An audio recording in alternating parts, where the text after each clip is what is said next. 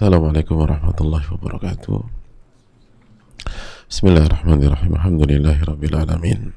Wa bihi nasta'in ala umuri dunya wa din. Wassalatu wassalamu ala ashrafil anbiya'i wal mursalin wa ala alihi wa sahbihi wa man sara ala nahjihi bi ihsanin ila yaumil wa ba'd. Hadirin Allah muliakan, alhamdulillah kita bersyukur kepada Rabbul Alamin atas segala nikmat dan karunia Allah berikan kepada kita. Sebagaimana salawat dan salam semoga senantiasa tercurahkan kepada Rasulullah alaihi salatu wassalam beserta para keluarga, para sahabat dan orang-orang yang istiqomah berjalan di bawah naungan sunnah beliau sampai hari kiamat kelak. Hadirin Allah muliakan, mari kita meminta ilmu nafi'. Allahumma inna nas'aluka ilman nafi'an wa na'udzubika min ilmin la yanfa'. Ya Allah, berikanlah kami ilmu yang bermanfaat dan lindungilah kami dari ilmu yang tidak bermanfaat. Dan hadirin Allah muliakan, terus jaga hal-hal yang menjadi sebab berkahnya ilmu kita, bermanfaatnya ilmu kita. Dan dijelaskan para ulama, sebabnya adalah ta'zimul ilm, memuliakan ilmu, memuliakan ahli ilmu, memuliakan guru, memuliakan penuntut ilmu, yang nanti pada akhirnya akan melahirkan sifat respect dan menghormati kepada pihak lain. Dan itu adalah kunci dari ilmu nafi', ilmu yang bermanfaat. Dan hadirin Allah muliakan,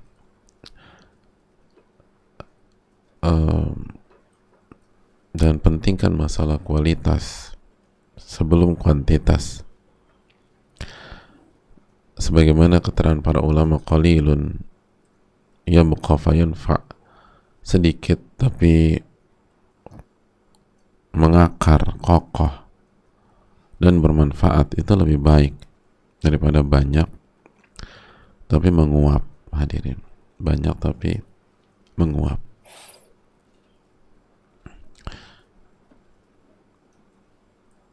Bukankah kita tahu bahwa nama-nama besar seperti Yasir, seperti Sumayyah, itu kalau dicek kuantitas ilmunya dibanding banyak orang zaman sekarang, jauh di bawah. Tapi kedudukannya begitu mulia di sisi Rabbul Alamin, karena kualitas ilmu yang sedikitnya itu tuh luar biasa. Dan contoh seperti ini sangat banyak, hadirin.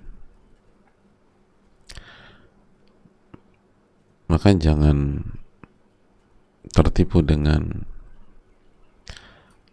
sebatas tahu atau sebatas banyak maklumat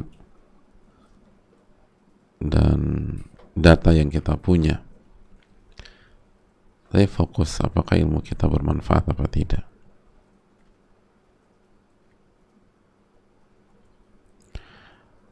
Itu yang harus kita tanamkan bersama-sama.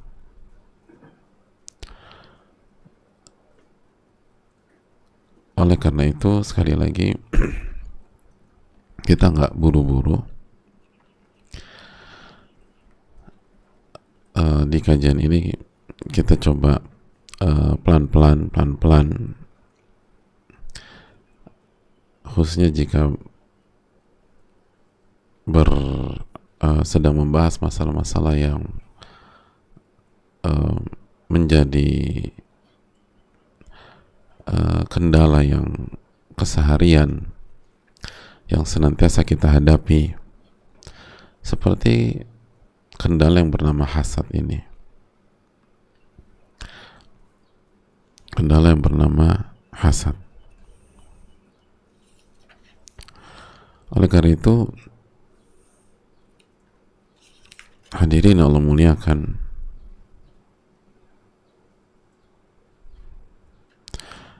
Sampai-sampai sebagian ulama tuh mengatakan an-nasu hasidun wa mahsud wa likulli ni'matin hasud.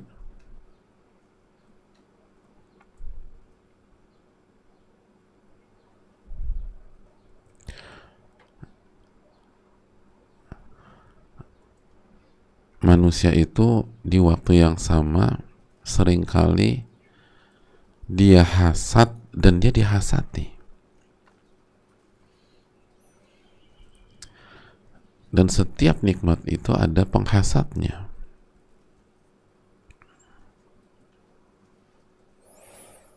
Jadi jangan dipikir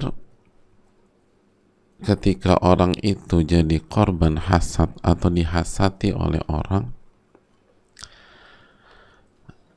otomatis secara akhirat, secara iman dan secara ketakwaan dia aman. Belum tentu, bisa jadi di waktu yang sama dia hasad sama pihak lain. Jadi si A hasad sama si B dan berusaha menjegal si B. Si B di waktu yang sama hasad sama si C. Jadi si B ini dihasati dan menghasad, atau dihasati dan dihasad juga. Jadi bayangkan bahayanya penyakit ini. Ada banyak kezoliman atau penyakit, ya udah kalau dia jadi korban, dia korban aja gitu loh. Tapi ini enggak. Seringkali bahkan banyak orang di waktu yang sama dia hasad dan dia dihasati, atau dia dihasati dan di waktu yang sama dia hasad.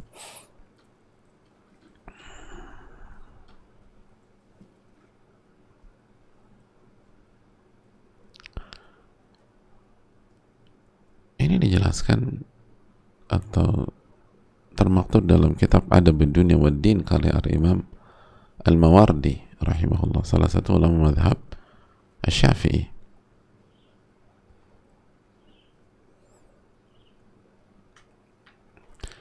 Jadi memang ini bahayanya luar biasa.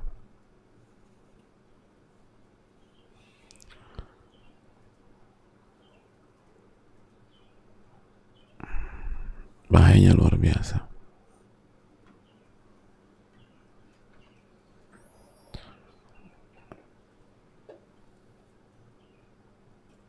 Oleh karena itu hadirin yang Allah muliakan,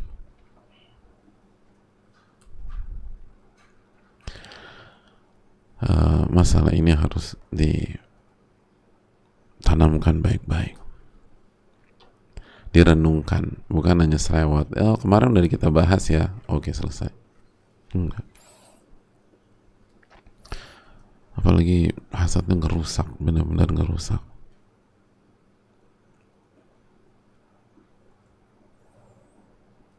Sebagian ulama mengatakan al-hasadu jurhun la yabra. Hasad itu ibarat luka yang gak sembuh-sembuh, luka yang gak sembuh, yang gak kering-kering tuh. Kecuali kalau benar-benar kita obati sebagaimana yang kita bahas cara pengobatannya.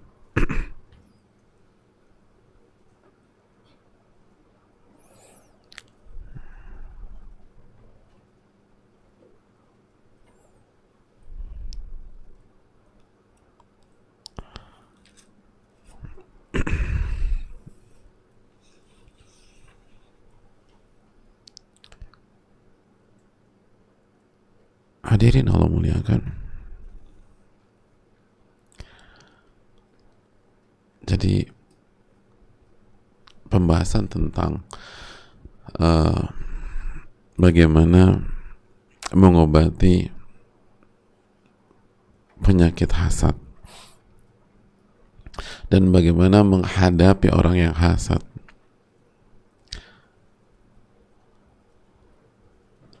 itu bisa jadi kita butuhkan di waktu yang sama, di hari yang sama, jam yang sama, menit yang sama, detik yang sama. Kenapa demikian? Karena di detik itu kita dihasati orang dan kita hasad sama orang. Enggak, kemarin aku udah bahas, aku udah belajar bagaimana jika kita dihasati orang. Iya, tapi Anda udah belajar bagaimana mengobati penyakit hasad belum? Karena sangat besar kemungkinan di waktu yang sama kita dihasati orang dan kita hasad sama orang.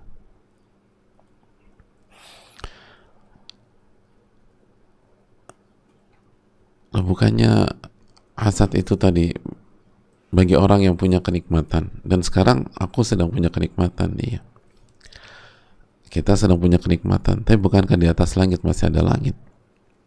Anda nggak hasad sama ya di bawah Anda hasad sama di atas Anda. Dan di waktu yang sama Anda dihasati sama yang di bawah Anda, gitu aja. Jadi kita hasad sama di atas, di waktu yang sama kita dihasati sama di bawah.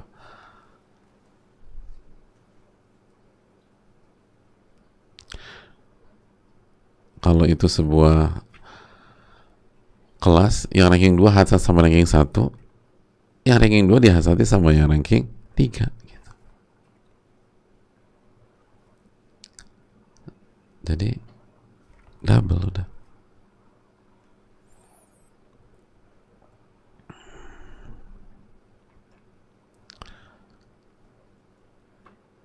Yang misalnya kekayaannya 1 miliar dihasati sama yang kekayaannya 500 juta.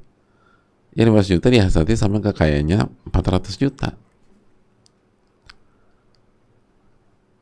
Itu loh bahayanya.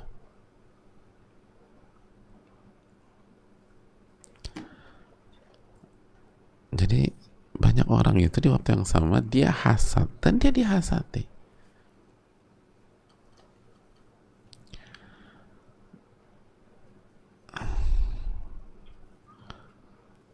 Allah ta'ala alam. Dan bisa jadi pada saat kita seperti itu, stadium hasad kita ke orang lebih besar daripada pada saat kita dihasati orang. Jadi rugi juga.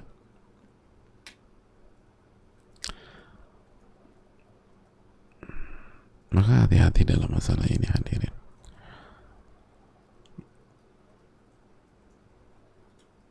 Wa na'udzu billahi min hasadil hasid wa min tilka sifah nafsiha. Oleh karena itu kita buka sesi tanya jawab, hadirin sekalian, dalam masalah ini. Semoga Allah memberikan taufik. Wa sallallahu sallam ala nabiyina Muhammad wa ala alihi wa sahbihi ajma'in.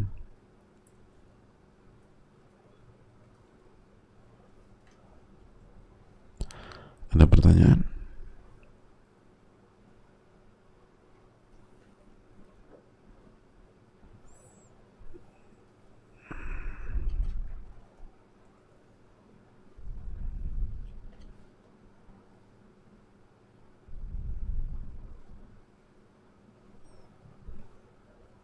Gak ada. Berarti udah tahu semua ya?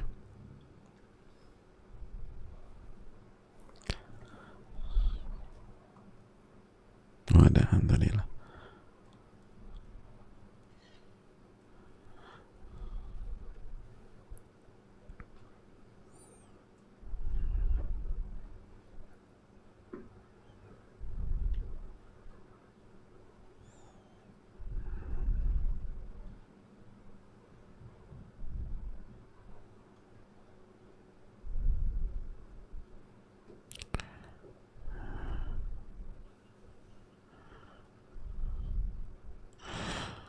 Assalamualaikum warahmatullahi wabarakatuh. Waalaikumsalam warahmatullahi wabarakatuh.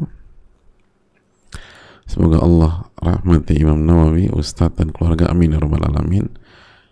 Izin bertanya, Ustadz, sampai batas mana kita bertahan di grup pertemanan yang cenderung buat kita bermaksiat pada Allah, termasuk saling hasad, atau kita bertahan di sana dengan alasan ujian keikhlasan? Mohon nasihatnya Ustadz. Terima kasih. Hadirin yang Allah muliakan, yang pertama, jangan Jangan dengan sengaja meminta ujian atau berharap diuji. Kata Nabi SAW, la tatamannaw liqa'al adu was'alullah al-afiyah wa idza laqitumuhum fasbiru. Jangan pernah berharap bertemu dengan musuh. Minta keselamatan. Tapi kalau Allah takdirkan bertemu, kita udah nggak bisa ngelak. Kita nggak bisa menghindari. Allah takdirkan ketemu, fasbiru. Bersabarlah. Hadapi dengan kesabaran. Yang kedua, Nabi SAW kan mengatakan, mathalul jalisi salih wa jalisi saw kahamilil miski wa nafikhil kir. Perumpamaan teman duduk atau teman ngumpul yang baik dan teman ngumpul teman duduk yang buruk seperti bergaul dengan tukang minyak wangi, orang jual parfum, dan pandai besi, gitu aja. Kalau bergaul sama tukang minyak wangi atau di toko parfumnya, ima'an yuhdiyaka, kemungkinannya yang pertama kata Nabi, engkau dikasih parfum. Kemungkinan kedua, engkau beli terus pakai jadi wangi. Dikasih pakai wangi. Terus kedua, nggak dikasih tapi kita beli wangi.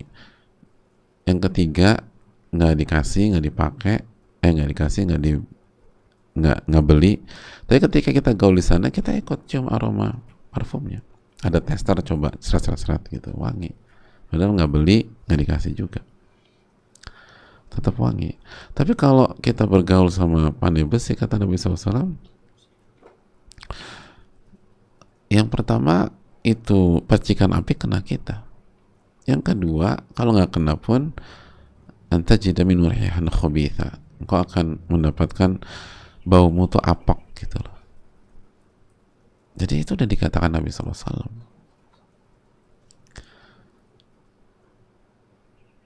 Makanya kata para ulama, salah satu cara menjaga ilmu adalah jaga diri dari pergaulan yang buruk. Kalau kita tidak menjaga diri dari pergaulan yang buruk, maka kita sama saya tidak menjaga ilmu kita, dan kita akan dicabut, atau ilmu kita akan dicabut keberkahannya. Dan kita udah bilang ini bisa buat kita kena sakit hasad.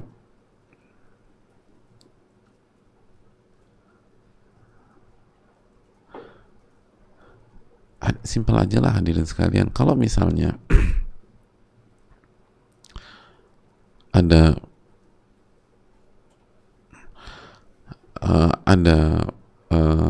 pihak-pihak yang positif, misalnya sekarang Omikron misalnya gitu, terus kita ditawarin ngumpul sama mereka. Tapi sebelum ngumpul, dokter udah wanti-wanti, tenang aja insya Allah mas, menurut saya cek semua tubuh mas ini, kalaupun positif, gejala ringan aja kok, hanya gejala ringan, bismillah. Udah semua aspek medis sudah dipastikan secara medis. Tentu saja yang paling atas adalah ketetapan dan taufik dari Allah SWT. Masa akan positif kalau bergaul sama mereka, tapi insya Allah gejala ringan aja, nggak akan demam, nggak ada segala macam. Pertanyaannya, kira-kira kalau kita dibilang gitu, masih mau ngumpul sama mereka nggak? Gejala ringan nih, nggak gejala berat, gejala ringan aja, ngumpul nggak sama mereka? Oke. Padahal gejala ringan, kita aja nggak mau ngumpul, gejala ringan. Ini hasad yang ngerusak, yang ngabisin yang bisa ngabisin pahala kita, yang membuat kita sakit di hati kita bertahun-tahun. Mungkin kalau banyak ada orang sampai mati dia nggak sembuh. Kalau virus yang kalau karantina misalnya 10 hari dengan izin Allah disembuhkan, padahal cuma, dan pengobatannya kalau gejala ringan kan udah istirahat, bed rest, makan yang bagus-bagus gitu loh. Itu aja kita nggak mau. Ini kalau penyakit hasad udah masuk, ya Allah, pengobatan dijungkir balik.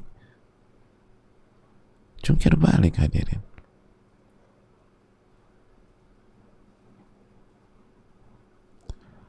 Jungkir balik.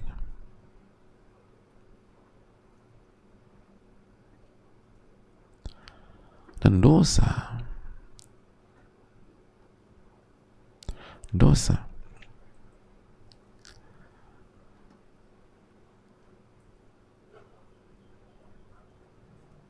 masih ingat nggak sabda Nabi SAW dalam hadis Zubair yang dikeluarkan Imam Tirmidzi? Kata Nabi, dabba ilaikum da'ul umam. Dabba ilaikum da'ul umam. Akan masuk ke diri kalian penyakit umat-umat sebelum kalian. Akan masuk. Dabba. Maksudnya halus gitu loh. Apa penyakit tersebut?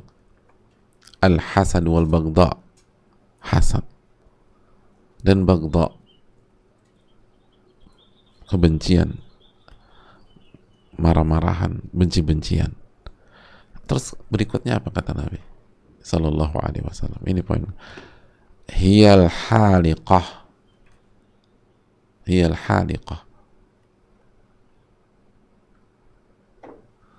Apa haliqah? Haliqah apa? La aqul tahliqu sya'ra. Aku maksud saya, kata Nabi, bukan haliqahnya sya'ar. Apa haliqah sya'ar? Mencukur pelontos kan, halqa. Kalau kita tahallul, yang terbaik apa? Halqa. Halqa apa? Pelontos, botak. Masih ingat kan yang udah kangen sama Masjidil Haram? Kan pelontos, licin, ini kering gitu. Haliqah, itu yang tadinya misalnya pas tawafnya gondrong, sa'inya gondrong, itu begitu tahallul umrah atau haji, itu jadi gimana? Licin tuh kepala, hilang tuh rambut yang tadinya panjang segini sekali, hilang. Tahallul umrah hilang. Yang tadinya lebat, yang tadinya tuh rambut dirawat, begitu di halak hilang, sehilang-hilangnya. Bener nggak? Gitu lah. Lalu kata Nabi, maksud aku bukan halaknya rambut, bukan cukur ke rambut, walakin tahliqud din. Tapi ini dua penyakit, itu mempelontosi agama Anda. Jadi yang awalnya agama kita di dalam hati kita tumbuh subur, kayak rambut tuh subur, berkilau, kan rambut berkilau ya, agamanya tuh berkilau. Begitu masuk hasad, pelontos tuh, botak, licin.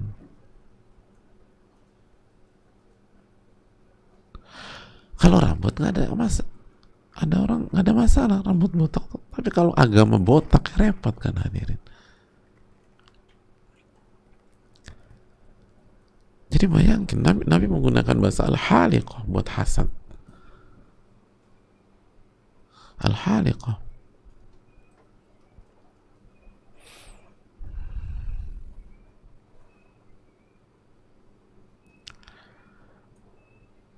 Bukan haliqah ke rambut. Haliqah ke rambut aja banyak laki-laki itu nggak mau dihalak itu gara-gara nggak pede, malu atau nggak nyaman. Padahal sih nggak ada masalah sama sekali. Wallahu ta'ala alam ya. Tapi kan kendala orang yang itu kan, kenapa nggak dia, aduh inilah, atau habis dari barbershop langsung nyari toko peci gitu, langsung pakai peci biar nggak ketahuan. Padahal nggak ada isu, bahkan mungkin dan rambut insya Allah tumbuh lagi kok, bismillah. Itu aja nggak banyak yang nggak mau. Lah kok agamanya dipangkas itu mau itu loh. Ini agama dipangkas loh, dengan hasad. Agama kita yang kita bangun dengan sholat, puasa, zikir segala macam itu dipangkas habis.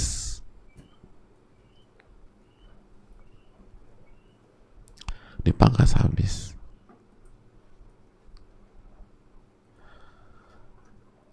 Gara-gara hasad. Itu kata Nabi kita sallallahu alaihi wasallam. Allah ta'ala alam bisawab. Jadi ya hidup ini kan pilihan ya hadir. Bergaul juga pilihan setelah taufik dari Allah. Ya pilihlah. Mau cari teman yang menyuburkan iman dan ketakwaan kita, atau cari teman dan sahabat yang kerjanya memangkas iman dan ketakwaan kita, yang kita udah jaga baik-baik, kita jaga disiplin, teratur, hancur gara-gara ini. Hati-hati dengan hasad.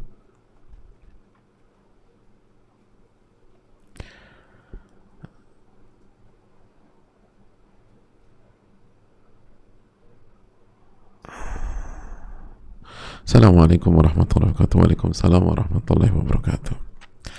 Semoga Allah merahmati Imam Nawawi, semoga Allah melindungi Ustadz, keluarga, semua tim, serta merahmati seluruh kaum muslimin, amin ya rabbal alamin.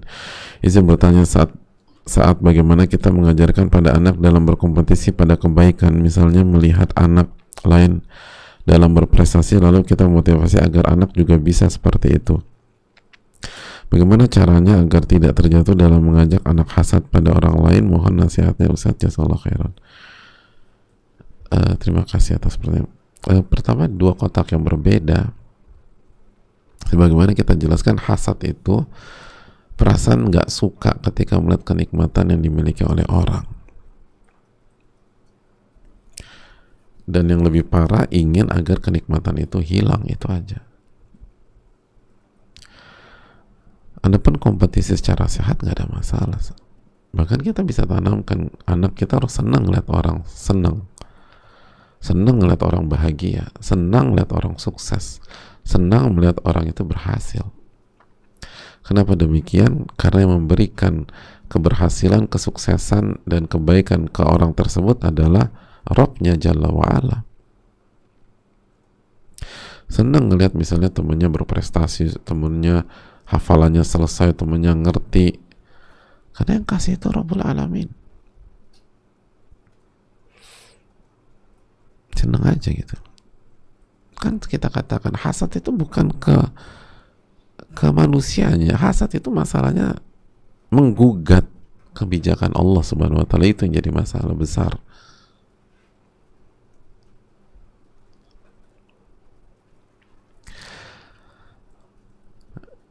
Dan sekali lagi kita harus tanamkan iman dan tauhid kepada anak-anak hadirin.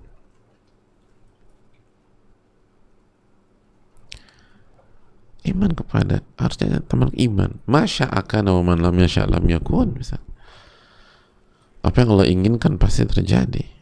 Kalau Allah inginkan terjadi, akan terjadi. Kalau Allah nggak inginkan, nggak akan terjadi. Bola bukan di tangan kita.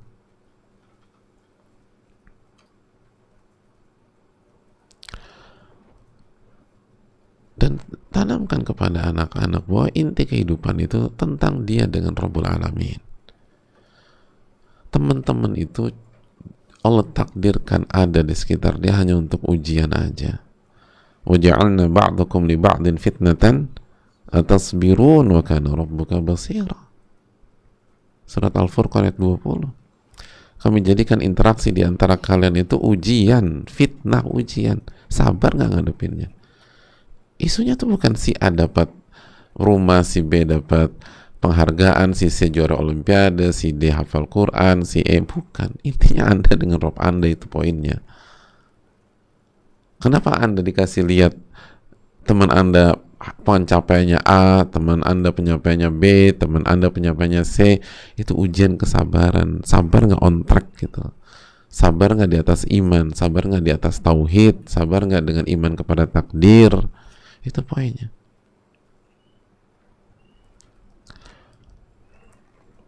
Itu poinnya.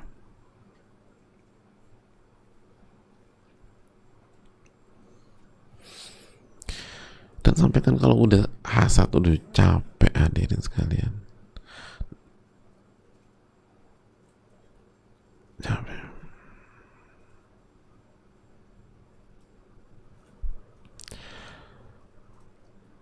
Dalam hadis yang dikeluarkan Imam Munziri, apa kata Nabi SAW dalam Targhib wa Tarhib? La yazalun nasu bi khairin ma lam yatahasadu. Manusia itu senantiasa dalam kebaikan selama tidak saling hasad. Manusia senantiasa dalam kebaikan selama tidak saling hasad.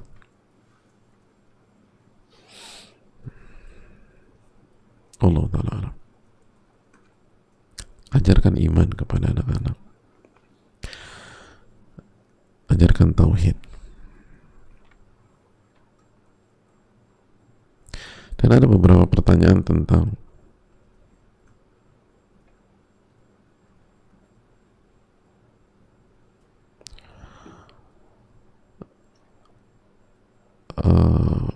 ada banyak pertanyaan tentang bagaimana mendidik anak, ya itu tadi.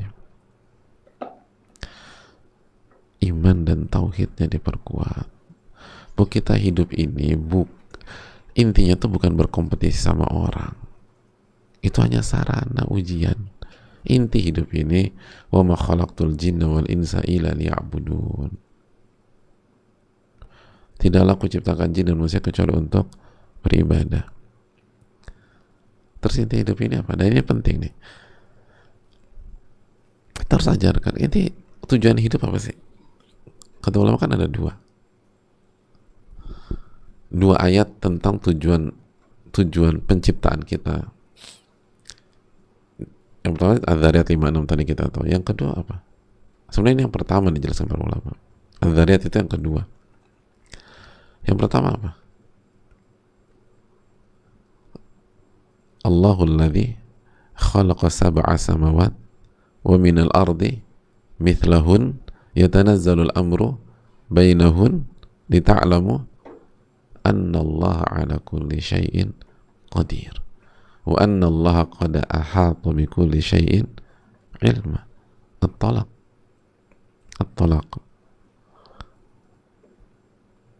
ayat berapa? 11 atau 12?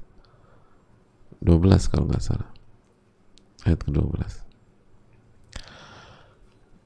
Allah lah yang menciptakan 7 lapis langit dan 7 lapis bumi, dan ketetapan perintah Allah berlaku untuk semuanya. Apa tujuan ini semua diciptakan, hadirin? 7 lapis langit, 7 lapis bumi, dan semua ini tuh apa? Kenapa? Lita'lamu anna Allah ala kulli syai'in qadir. Agar kalian tahu Allah yang Maha berkuasa, bukan kalian. Dan ilmu Allah mencakup segala sesuatu. Agar kalian tahu Allah yang Maha berkuasa. Jadi ini kan korelasinya ketat, ya.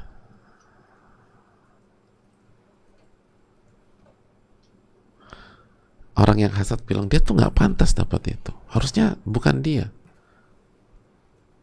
Harusnya saya, misalnya.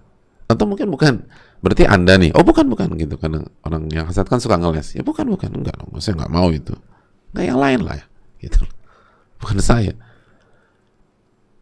Nah, tapi hakikatnya yang dapat siapa? Itu orang. Berarti yang berkuasa siapa? Kita atau Allah Subhanahu Wa Taala? Allah. Buktinya Anda nggak bisa buat apa-apa ketika dia dapat itu. Dan itu poin kehidupan. Itu intinya tuh itu.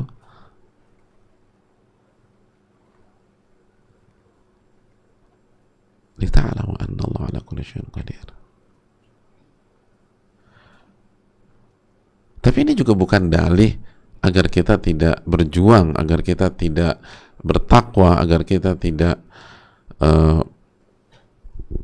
mempertanggungjawabkan nikmat Allah kepada kita. Enggak. Ini misal kita udah berjuang segala macam, ternyata bukan kita yang dipilih, bukan kita yang mendapatkan, dia dapat. Ya udah, itu menunjukkan bahwa keputusannya di tangan siapa? Allah, bukan tangan Anda.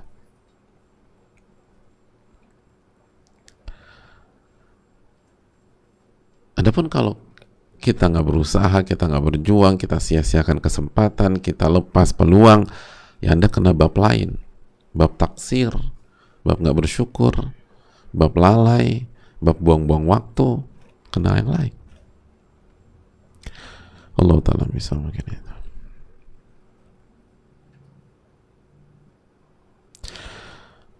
Assalamualaikum warahmatullahi wabarakatuh. Waalaikumsalam warahmatullahi wabarakatuh. Semoga Allah mengampuni dan merahmati Al-Imam Nawawi dan seluruh yang beliau sayangi. Semoga Allah mengampuni, merahmati dan menyayangi Ustadz, all crew dan seluruh umat muslim dimanapun berada. Amin ya rabbal alamin. Jazakallahu khairan.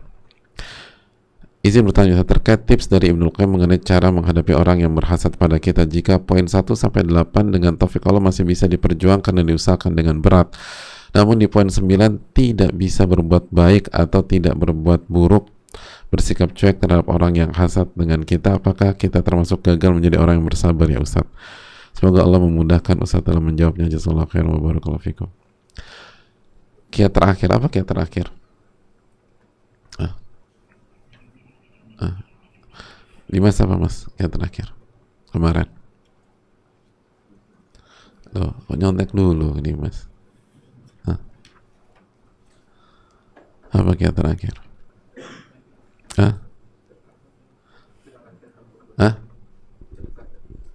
Sedekah, yakin sedekah. Yang terakhir, iya, respon hasad dengan berbuat baik sama orang yang menghasad. Kok dihasati? Yang hasad sama kita, dia buruk, kita balas baik.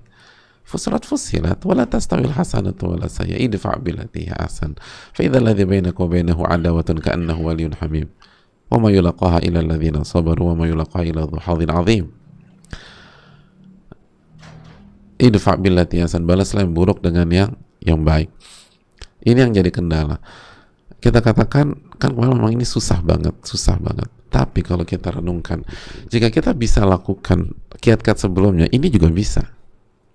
Kenapa demikian? Karena kunci menjalankan kiat yang terakhir ini, balas yang buruk dengan yang baik, itu intinya atau kita akan bisa melakukan ini dengan baik, dan Allah kasih taufik kita untuk bisa melakukan ini jika kita benar-benar mewujudkan tauhid kepada Allah dan benar-benar yakin dengan iman kepada takdir. Itu sebenarnya. Jadi ketika yang sebelum-sebelumnya nggak berjalan dengan baik, ini akan kena masalah tentu saja. Tapi kalau tips-tips yang sebelumnya bisa kita wujudkan dengan baik, fokus kepada Allah, al-luju ilallah, nggak fokus kepada yang hati itu bukan, nggak diisi dengan dia, hati itu diisi dengan zikrullah, nggak ada isu sebenarnya. Ketika kita berat membalas keburukan dengan kebaikan, itu artinya di hati kita masih ada sakit hati sama dia, gitu aja. Kalau hati kita udah plong, nggak ada isu. Mas bro, kok lo baik sama dia? Dia kan udah begini. Yang mana ya? Yang dulu, enggak saya. Karena hatinya udah dikosongin dari hal-hal yang begitu. Enak ya? Enak. Apalagi kalau cuma ngomong, enak gitu. Yang susah itu diamalin emang. Kalau cuma ngomong, enak banget. Ini susahnya minta ampun. Kecuali diberikan pertolongan sama Allah. Tapi maksud saya, kalau kita bisa jalankan opsi-opsi atau kiat-kiat sebelumnya, sebenarnya kiat terakhir itu nggak ada isu. Kiat terakhir akan menjadi hal yang paling berat kalau yang lain nggak diamalin. Gitu. Langsung masuk ke kiat yang terakhir itu. Itu setengah mati. Jadi ketika kita tidak berzikir atau lupa berzikir kepada Allah, lupa beribadah, lupa menjaga ketakwaan, lalu hati kita dipenuhi dengan perbuatan-perbuatan orang tersebut kepada kita, baru langsung guru kita bilang balas yang buruk dengan yang baik. Kita akan bilang nanti tenang dulu. Gitu. Bukankah ini opsi, wahai guru? Gitu. Bukankah ada ayat tentang kisos? Bukankah ada? Karena, tapi kalau dari awal hati udah dibersihkan, yang ditanamkan adalah iman, tauhid. Makanya kan itu yang dilakukan Nabi SAW kan ketika ngebuka kota Mekah. Padahal belum bisa mengeksekusi semuanya, hadirin, kalau beliau mau. Tapi enggak. Beliau balas yang buruk dengan yang baik. Kenapa? Karena beliau ahlu tauhid yang paling kuat tauhidnya, gitu aja.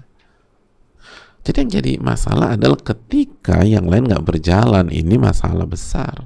Ini susahnya minta ampun. Tapi kalau yang sebelum-sebelumnya berjalan, makanya kita taruh yang terakhir. Sebenarnya ini hanya buah gitu loh. Buah. Asal bibitnya benar-benar ditanam dalam hati kita, terus dirawat. Dan yang sebenarnya paling sulit itu sebelumnya sebenarnya. Kalau kita lihat dari proses. Tapi kalau kita lihat dari dari zohirnya atau dari penampakan sekilas gitu loh, ini paling susah. Tapi kalau kita renungkan, ini bukan yang paling susah. Yang paling susah adalah sebelumnya. Bagaimana menanamkan iman, menanamkan tauhid, lalu dikit-dikit luju ilallah, kembali kepada Allah, lalu mengosongkan hati kita dari zikrul makhluk gitu, mengingat keburukan makhluk. Itu yang paling susah sebenarnya. Begitu itu berhasil dengan taufik Allah, ini mah gampang. Ini mudah.